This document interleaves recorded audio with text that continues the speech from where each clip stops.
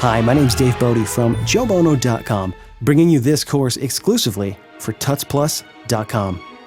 So in this course, we are going to explore the process of using a Pro Strings library.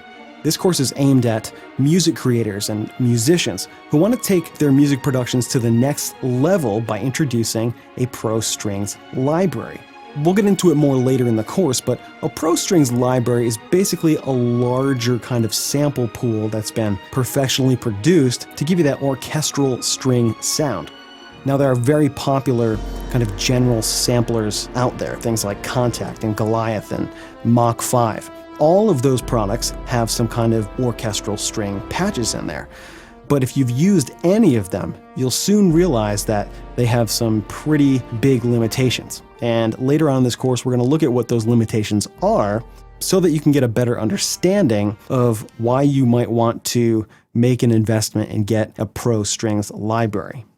So the things that we're going to talk about are coming from the perspective of someone who understands recording. They understand how to use MIDI keyboards. They've already had some experience maybe programming some sequences inside of a DAW, inside of a recording application like Pro Tools, Cubase, Logic, or Reaper, which is what I'm going to be using in this course. So I need to make some assumptions about who you are so that this course isn't so general that no one's going to learn from it, and it's not so specific that very few people are going to get anything out of it. So we're not going to look at Vivaldi fast string passages.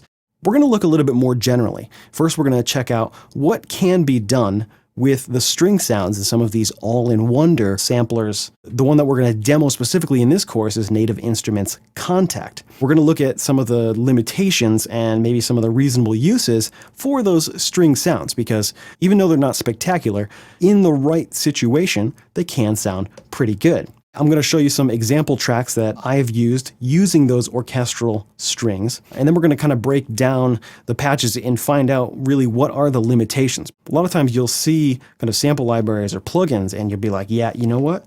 I need that one right there. I've heard the demo, it's got some crazy sounds. But I think it's good to first say, well, why can't you use maybe a product that you already have? What's kind of the limit that you can push it? Can you get 80% of the way to where you want to be with something that you already have? And so we're going to take a little bit of a look at that.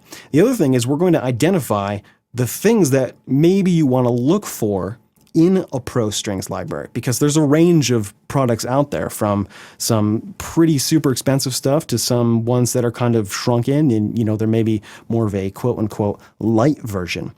Now, there's also going to be a section in this course where we talk to a real string player. And I thought this would be useful because I'm not a real strings player. I'm not a real composer. I took jazz arranging and conducting in college, but I've never actually put pencil to paper and wrote out parts for strings specifically. So maybe you want to get into doing sound for picture and you want to create some soundtracks to be used in some videos in more of that kind of epic orchestral type of feel where you got a whole range of instruments from strings to brass to woodwind and different percussion. Maybe you come from a rock and roll background, or maybe your background is in kind of more electronic dance music. Having an idea of how strings actually work is probably a good place to start.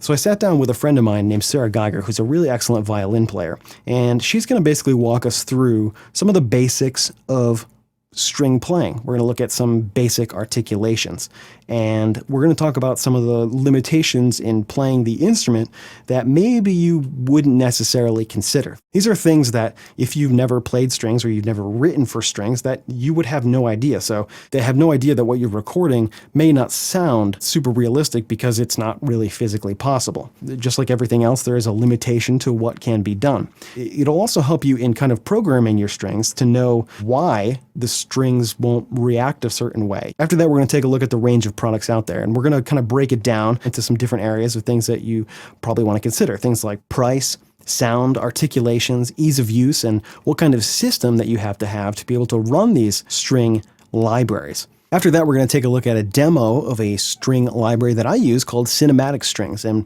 we're just going to kind of go over the basics and look at the controls and the interface, the plugin, the articulation, the sound of the library, just to give you a specific idea of a great sounding product that's out there. After we go over the plugin, we're going to take a look at several specific examples of little projects and little pieces of music that I've put together that demonstrate some things that are particularly hard to do without a Pro String library. Things like doing really fast runs, some nice sounding legato, very delicate string sounds in where we control the vibrato and the dynamic range. Because it's one thing to have big loud strings, but then it's another thing entirely to kind of get something that sounds great at a really, really soft dynamic. So we're also going to look at some pieces that use multiple articulation: pizzicato, arco, tremolo, spizzicato, staccato. Some of the things that we'll look at will just be strings, and other projects will be more fully orchestrated with some horns and some woodwinds, some bells and percussion and the whole thing. So